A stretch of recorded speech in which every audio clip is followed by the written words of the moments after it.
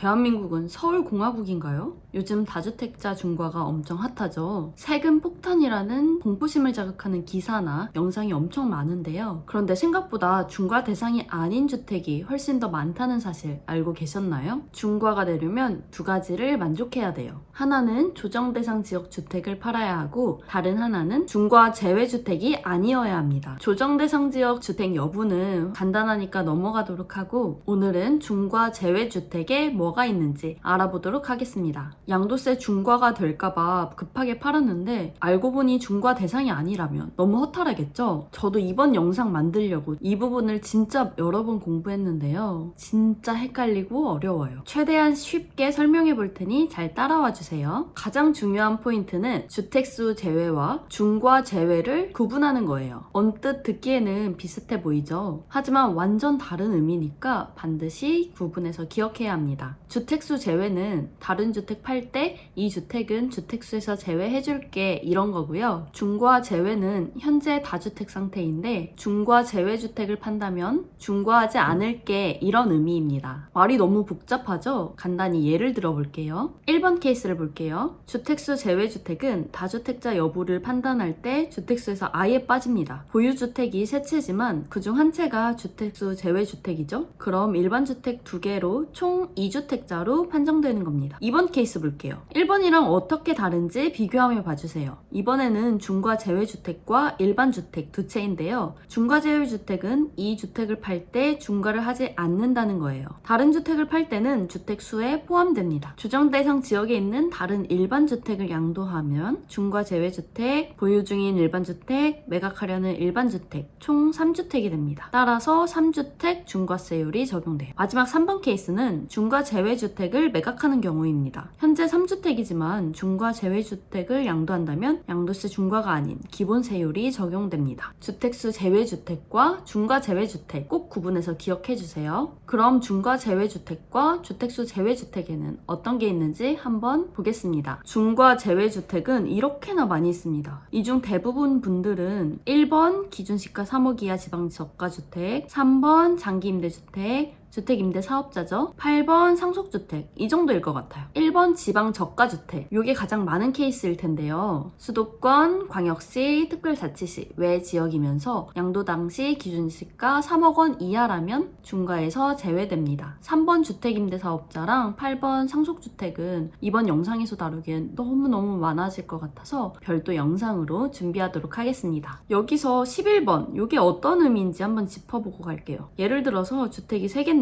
그중 2개가 1에서 10번에 해당하는 주택이에요. 장기임대주택 1개, 상속주택 1개, 일반주택 1개 이렇게 3개입니다. 이 중 일반주택을 매각하는 경우가 바로 이 11번 문구가 의미하는 내용입니다. 1에서 10번에 해당하는 장기임대주택이랑 상속주택을 제외하니까 1주택이 남았죠. 이 주택을 매각하는 경우 양도세 중과 제외해줄게 이런 겁니다. 12번은 조정대상 지역 공고 전에 계약하고 계약금까지 지급했다면 갑작스럽게 조정 대상 지역이 되어 중과를 맞게 되면 억울하겠죠. 그래서 이런 경우에는 중과에서 제외해줄게 이런 뜻입니다. 13번은 비과세예요. 양도세는 모든 조문 위에 비과세가 있습니다. 양도세 비과세가 적용되는 주택은 다른 어떤 것도 건들 수가 없습니다. 이렇게 13개는 모두 중과 제외주택이었는데요.